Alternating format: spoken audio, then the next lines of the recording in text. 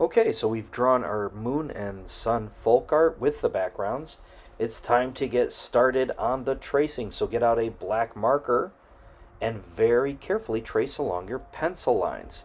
This is going to take a steady hand, and as you can see, I've already put the video in fast forward because, as your art teacher, I am predicting this might take us the whole class. So go ahead and start if you haven't already. Be very, very intentful. Take your time. Trace right on top of all of your lines with a black marker and go slow. The point here is that we really want to make the artwork pop up off the page. And as you can see, using a black marker works so much better than pencil, even though it was necessary to use a pencil in the first place, because, as you all know, even I will make some mistakes. So I got to start with pencil first, because you can erase pencil with an eraser. So you can get rid of your mistakes. Once you've gotten your artwork down, now it is time to trace. So as you go around, go slow, go nice and slow, because even though the video is in fast forward motion, I want you to take your time to do a good job. I say that all the time. Take the time you need to do a good job.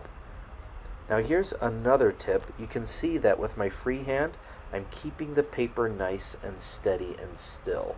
I'm sure most of my amazing second grade and third grade artists know how to do that.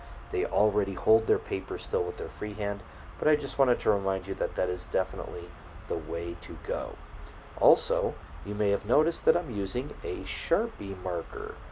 Sharpies are permanent, but they are, in my opinion, the best thing to use. However, because you're working from home, sometimes parents, they don't like their kids to use Sharpie, and that is totally okay.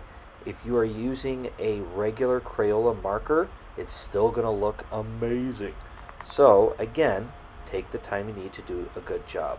If you have a thin Crayola marker, use that instead of a thick one, but if a thick one's all you have, just make sure that you're holding your thick marker almost straight up and down on your paper so that you're just using the tip to get into those details.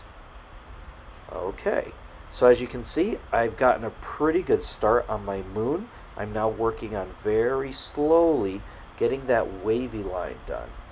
This is going to take some consistent effort. The other tip that I have for you is something that I've mentioned before. This takes a lot of control, so you have to kind of hold your marker very still to try and draw exactly on top of your pencil lines, which means that I would say every few minutes, I would definitely recommend that you take a break, that you kind of give your hand the opportunity to rest. Shake it out, let it relax, and that's not just for your hand. You also might want to get up and stretch, move around a little bit, roll your shoulders, move your neck side to side, because you can kind of cramp up and it will feel uncomfortable if you're just going for it the entire class. Much respect to those of you who try, but you gotta make sure that you kind of loosen up. That's a very important part of art. It's also not a good idea to be sitting the whole time. Sometimes when I am drawing and making art for a longer period of time, I will actually do it standing up. I'll kind of do it at my dinner table or on the kitchen counter, and I'll stand up working. And that is also good for you.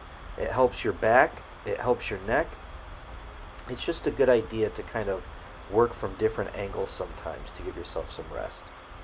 Okay, now I've made it to the sun side. Very carefully curving around the sun, going all the way to the top. This part does take a little bit more patience, so that's exactly what I want you to have. Have some patience. Pretty much the entirety of today's class is going to be tracing right on top of all your pencil lines. And oh man, is it already looking so much better.